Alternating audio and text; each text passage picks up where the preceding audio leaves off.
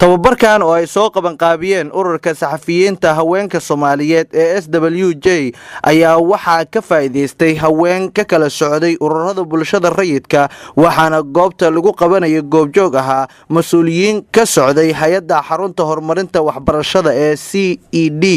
oo dhanka fanka ka taageerayay ururkan soo qaban qaabiyay tababarka. Ujeedada tababarkan ayaa ahaa ka qaybgalayaasha in laga dhiso dhanka dawlad wanaagga iyo hogaaminta wanaagsan iyadoo mas'uuliyiintii tababarkan hadallada ka jeedisay si isku mid ah haweenka halka ku sugnaa ugu dhiirigeliyeen door muuqda inay ka qaataan haweenku siyaasadda dalka iyo qorshaha higsiga 2016. Gudoomiyaha ururka saxafiyiinta haweenka Soomaaliyeed Farxiyo Maxamed Kheyre ayaa ugu horeyntii tababarkan sharaxday ka qaybgalayaasha waxa uu xambaarsan yahay.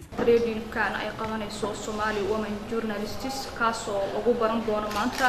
good governance and leadership women sidaan socona Somali women journalists waa urur gabdho saxafiyiin ay ku midaysan yihiin qumeeka oo kaliya inay u shaqeeyaan gabdhaha saxafiyiinta Soomaaliyeed. Somali women journalists sidoo kale waxay la shaqeeyaan guud ahaan haweenka Soomaaliyeed qaybahooda kala duwan haday ahaan lahayd haweenka civil society-ga ku jira haweenka barakacayaasha ee ku dhibaataysan duleedyada magaalada iyo kuwa ka soo barakacay gobolada dalka oo ku dhibaataysan gudaha magaalada iyo waliba duleedyadeedaba. Cabdullaahi Cali Xasan oo ah gudoomiyaha hay'adda horumarinta waxbarashada ee CED